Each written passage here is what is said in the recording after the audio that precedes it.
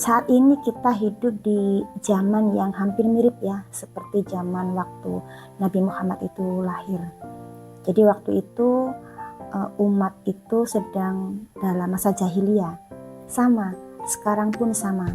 Dan yang sama juga kondisinya adalah sewaktu Rasulullah itu hidup, itu Baitul Maqdis ada dalam kondisi dia terjajah oleh Romawi.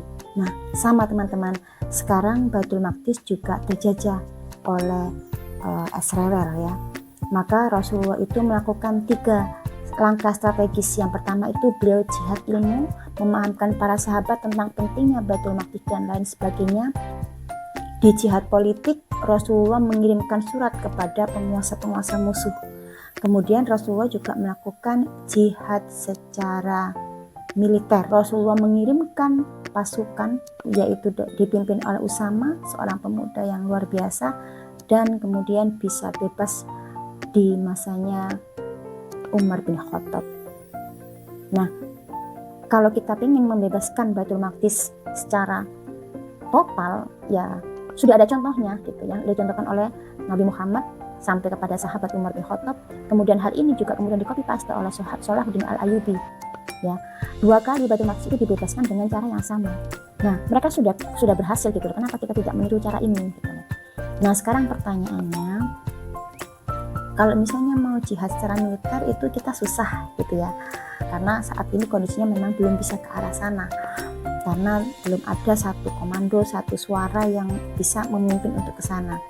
Maka kalau misalnya kita sebagai seorang individu, terus seperti saya adalah ibu rumah tangga, apa yang bisa saya lakukan? Ada banyak sekali teman-teman yang bisa kita lakukan ya. Kalau misalnya saya akan membaginya menjadi 3. Yang pertama itu ada short term solving, kemudian ada mid term solving, dan yang ketiga itu ada long term solving. Apa aja itu?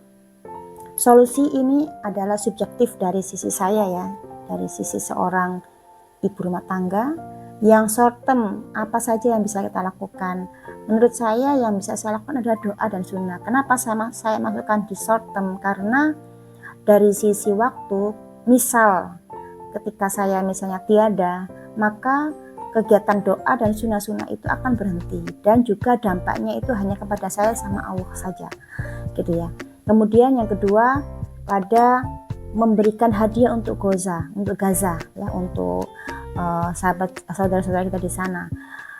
Hadiahnya berupa apa? Kita bisa memberikan melalui beasiswa ya.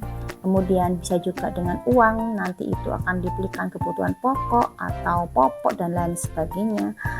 Kemudian kita juga bisa melakukan buyout secara pribadi, kita bisa boykot ya.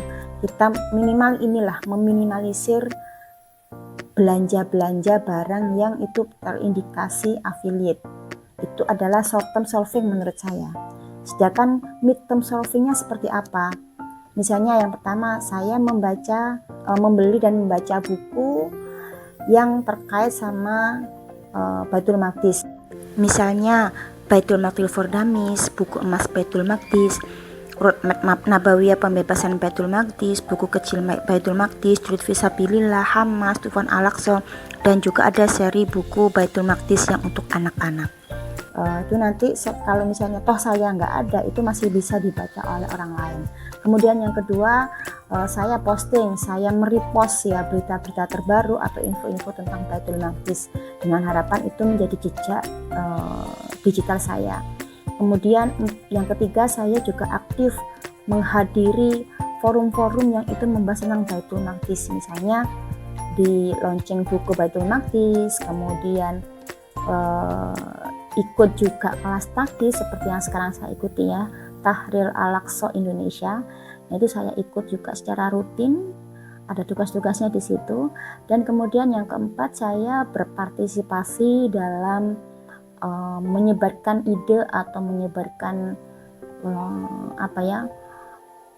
ide untuk pembebasan Baitul Maqdis ini kepada penguasa dan juga masyarakat. Misalnya aksi demo, kemudian ada long march dan lain sebagainya.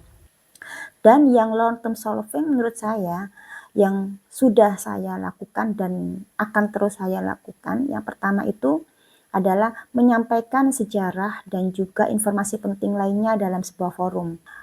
Minimal ibu-ibu atau teman-teman saya itu tahu, oh di Baitul Maqdis seperti ini loh kondisinya, dan kita bisa loh berkontribusi kayak ini, bla bla bla gitu ya. Kemudian yang kedua, saya membuat rekaman video terkait dengan Baitul Maqdis, kemudian kita posting di YouTube dan sosial media seperti saat ini. Dan yang ketiga, saya menyiapkan generasi mendatang, yaitu anak-anak saya, remaja-remaja di dekat saya, itu saya menyiapkan mereka, saya share ke mereka agar mereka nanti itu lebih care, dan juga mereka nantinya itu akan support perjuangan untuk pembebasan Baitul Maqdis. Jadi meskipun kita itu ibu-ibu, kita emak-emak, itu nggak ada alasan teman-teman kalau untuk tidak berkontribusi kepada pembebasan Baitul Maqdis. Itu aja sharing dari saya, semoga bermanfaat.